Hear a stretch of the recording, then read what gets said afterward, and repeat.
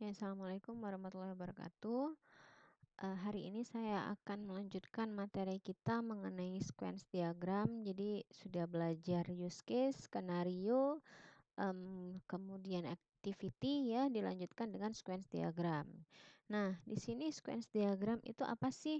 Sequence diagram adalah menggambarkan interaksi antar objek di dalam dan di sekitar sistem, termasuk dalamnya ada pengguna, display, dan lain-lain, berupa message yang digambarkan terhadap waktu. Sequence diagram terdiri atas dimensi vertikal dan dimensi horizontal. Jadi untuk sequence diagram ini seperti aliran data atau apa yang terjadi di dalam sistem, mirip kayak activity juga, tapi dia eee, ada objek yang terlibat dan juga ada waktunya, berapa banyak, dan kalau activity kan tidak disebutkan objek-objek apa yang terlibat gitu, kemudian kelas apa yang dipakai gitu ya. Nah, tapi kalau di sequence diagram itu ada terlihat objek yang saling berhubung atau yang saling terkait antara satu objek dengan objek yang lain. Dan juga di sana juga terlihat misalkan dari aktornya melakukan proses apa, di sistemnya ngapain, tapi dalam sistem kalau di activity memang hanya diomongin cuma sistem ya, tapi kalau di dalam sequence diagram dia lebih didetailkan. Misalnya kan dari objek pertama, kemudian nanti akan memanggil objek kedua, dari objek kedua manggil objek ketiga dan seterusnya. Kemudian balik lagi ke main form, misalnya seperti itu. Jadi sequence diagram ini sebenarnya lebih detail daripada activity diagram, di dalam sistemnya, di dalam prosesnya ya. Jadi proses di activity itu lebih umum, kemudian didetailkan di dalam sequence diagram yang mana terlihat hubungan antar objeknya. Nah, sequence diagram digunakan untuk menggambarkan skenario sih ya, sebenarnya sama ya, atau rangkaian langkah-langkah yang dilakukan sebagai respon dari sebuah event, diawali dari apa yang men-trigger, sama seperti activity tadi, apa yang men-trigger, kemudian proses dan perubahan apa saja yang terjadi secara internal dan output apa yang dihasilkan. Jadi apa saja yang ada di dalam proses yang terjadi dalam sistem itu didetailkan di dalam sequence diagram.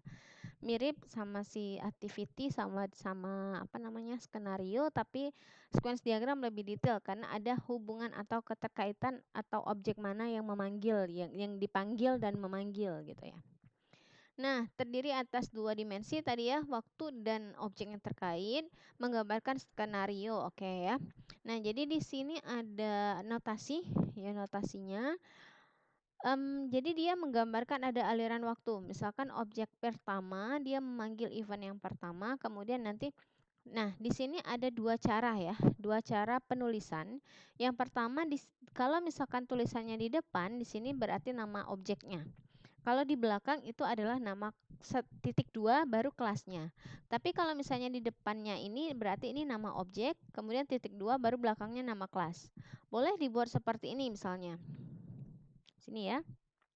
Nah, boleh dibuat seperti ini. Kapan dibuat seperti ini? Kalau sewaktu-waktu nanti ada satu kelas itu menghasilkan beberapa objek, atau dalam satu sequence diagram ini menggunakan lebih dari satu objek dari satu kelas yang sama. Jadi misalkan ada objek kelas A gitu ya. Misalnya saya anggap aja kelas mahasiswa. Kelas mahasiswa itu kan bisa menghasilkan banyak objek. Misalnya objek Ani, objek Budi misalkan. Nah, di dalam sequence diagram ini objek Ani sama Budi itu sama-sama dari kelas mahasiswa digunakan di dalam sini. Jadi boleh dituliskan misalkan Ani titik 2 nama kelasnya misalnya mahasiswa, Budi titik 2 mahasiswa, boleh ya. Karena kebiasaan kita tidak pernah menuliskan objek, kita hanya menuliskan kelas. Kalau misalnya hanya dituliskan kelasnya, maka akan bingung kelas yang mana, kelas dari objek yang mana yang sedang dipakai gitu. Sehingga ketika kejadiannya atau membutuhkan lebih dari satu objek yang dipakai dalam sebuah sequence diagram, maka kita butuh nama objeknya apa. Bisa dituliskan hanya objeknya saja atau objek plus kelasnya. Jadi objeknya di depan dan kelasnya di belakang gitu ya. Misalkan ini Ani mahasiswa, Budi mahasiswa, ini Ani mahasiswa, ini adalah Budi mahasiswa, boleh. Jadi kelihatan bahwa antara misalnya objek Anis sama objek Budi saling memanggil gitu, nggak masalah ya. Nah, ini saya hapus. Nah, di sini ini adalah di atasnya itu adalah nama objek ataupun nama kelas. Kemudian ada ini adalah lifetime ya, lifetime. Berapa lama dia akan hidup? Misalkan 3 menit atau berapa menit. Itu sebenarnya pembuatan ini lifetime-nya itu tergantung dari berapa lama kehidupan atau prosesnya. Kira-kira berapa lama. Tapi kita jarang sekali menyesuaikan antara berapa lama dengan lifetime-nya ya, jarang sekali. Nah, di sini adalah namanya apa? Ini adalah event name. Jadi event name ini adalah apa? Event name ini adalah metode. Metode yang memanggil, misalnya objek A memanggil metode yang ada di objek B. Yang ada di objek B atau di kelas B. Maka ini adalah metodenya dituliskan di sini. Kebanyakan banyak salah kaprah. Ini adalah proses ya, proses atau metodenya. Kalau misalnya seperti ini langsung saja tulis metode. Misalkan login, ya udah tulis saja login di sini. Atau proses login yang nggak tahu, tergantung metode yang ada di dalam kodenya ya, gitu. Ini berarti ini nama metodenya.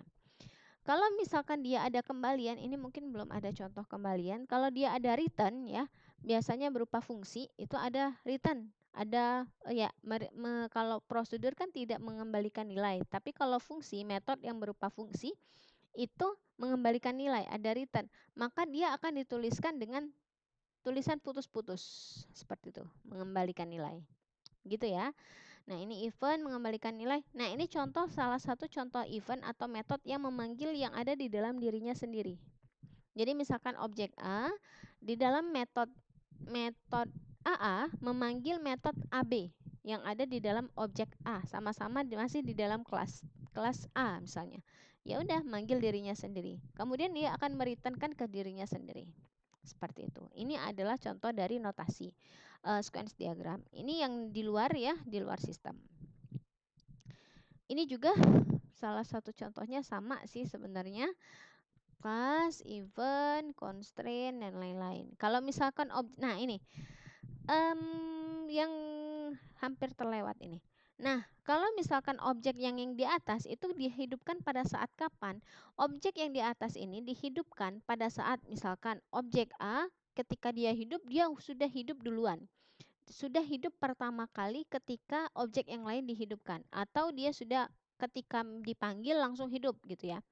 Nah, beda sama objek yang di sini. Kalau objek di sini bedanya apa? Bedanya adalah ketika event ini dipanggil, ya, event message name ini dipanggil, di dalam metode tersebut baru menghidupkan objek ini. Nanti di sini ada new, harusnya ada new, ya, baru menghidupkan objek. Beda sama yang ceritanya kalau kelasnya di sini. Bedanya apa? Kalau di sini objeknya sudah hidup duluan. Tapi kalau yang objek yang di bawah ini, dia baru hidup ketika event triggernya itu dipanggil. Beda ya, antara yang atas sama yang bawah. Jadi jangan sampai kalau kalian lihat kalau di Java kan gampang. Misalkan mahasiswa Ani sama dengan new mahasiswa. New itu kan berarti menghidupkan objek ya, menghidupkan objek.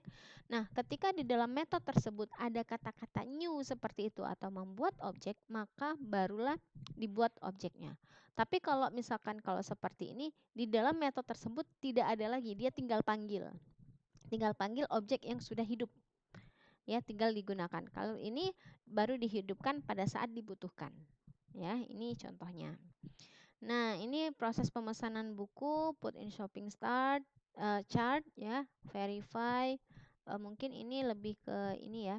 Nah, ini contoh. Mungkin lebih enak yang ini ya, ATM. Jadi misalnya request card, ATM-nya nunggu request card, usernya insert card. Kemudian dia akan dari ATM, dia ada ATM card, dia akan menverifikasi. Kalau verifikasinya oke, dia akan kembali.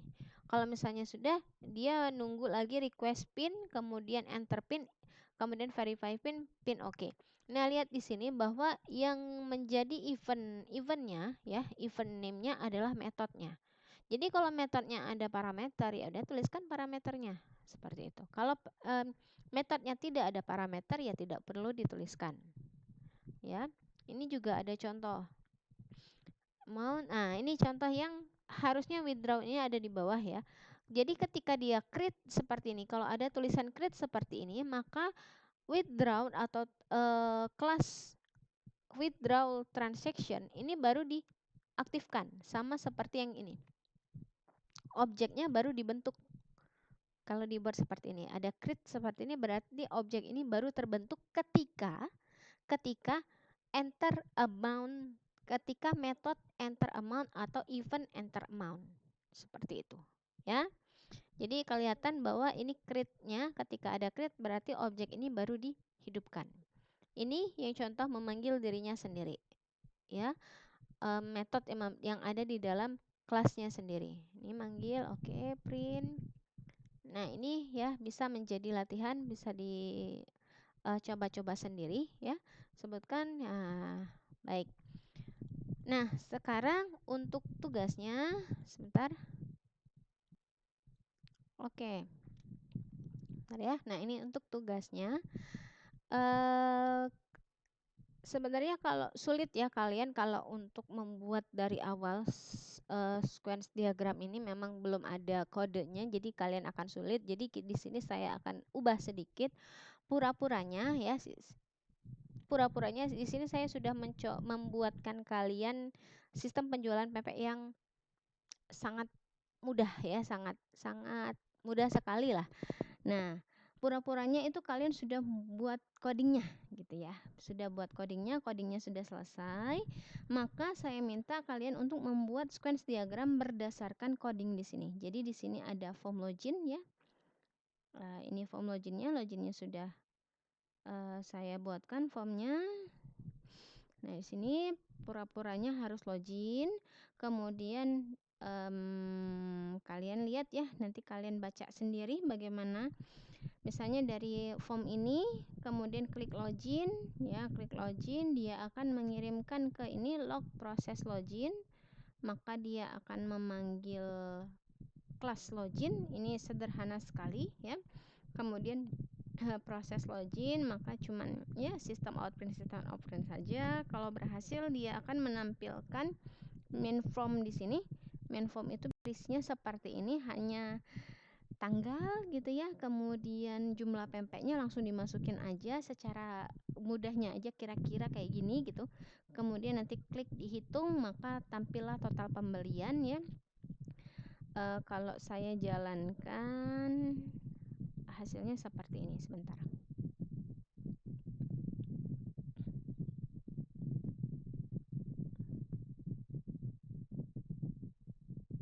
Ini yang paling gampang, hanya sebagai latihan. Nah, ini contohnya ya.